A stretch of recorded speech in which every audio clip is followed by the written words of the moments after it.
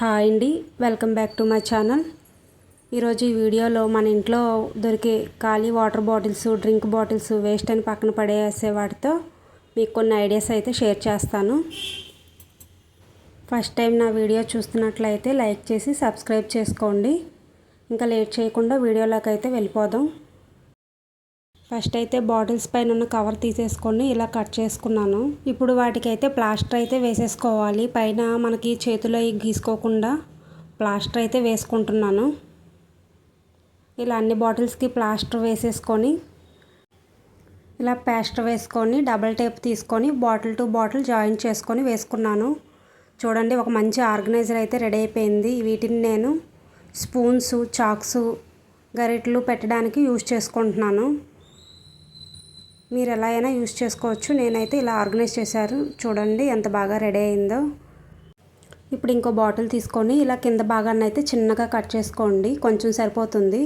ఈ పార్ట్ని మనం తులసి మొక్క దగ్గర దీపం పెడతాం కదండి, ప్రమిదిలో నుండి ఆయిల్ పడకుండా ఇలా కింద అనేది బాటిల్ది పెట్టుకుంటే మనకు ఆయిల్ కింద లీక్ అవ్వకుండా ఉంటుంది, నీట్గా ఉంటుంది. ఇప్పుడు పై పార్ట్ వచ్చేసి మనం గ్యాస్ క్లీన్ చేసుకునేటప్పుడు ఇక్కడ క్లీన్ చేయడానికి అవ్వదు కదా మనకి. ఇలా బాటిల్ క్యాప్ని తీసుకొని ఇలా నేను చూపించినట్టు ఇలా రుద్దుకుంటే దానిలో ఉన్న దుమ్ము చూడండి ఎలా పడుతుందో కింద.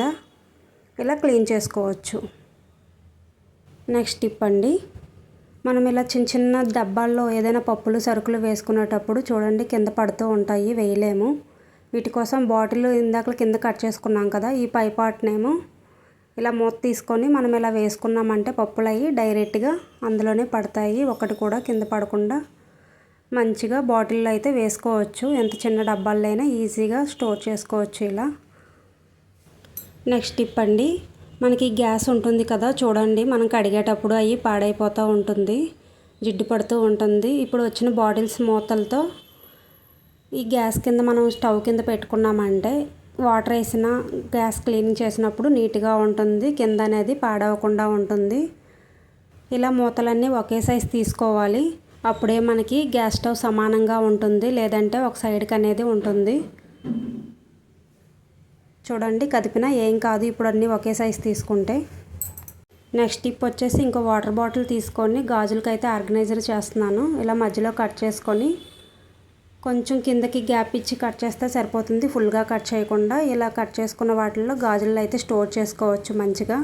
మన జర్నీలకు వెళ్ళినా ఫంక్షన్స్కి వాటికి డబ్బాల్లో, బాక్సుల్లో పెట్టుకుంటే పాడైపోతూ ఉంటాయి. ఇలా ఈజీగా వాటర్ బాటిల్లో పెట్టుకొని క్యారీ చేయొచ్చు హ్యాండ్ బ్యాగ్లో.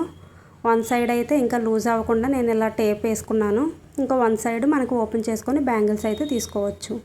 నెక్స్ట్ టిప్ అండి, ఇలాంటి చపాతీ కర్రలు చేసేసాక పక్కన పెడతాము, మళ్ళీ చేసే టైంకి దుమ్ము పడుతూ ఉంటాయి. అలా పట్టకుండా ఇలా ఒక కవర్లో స్టోర్ చేసుకుంటే అయిపోయాక మళ్ళీ వాడేటప్పటికి నీట్గా ఉంటాయి.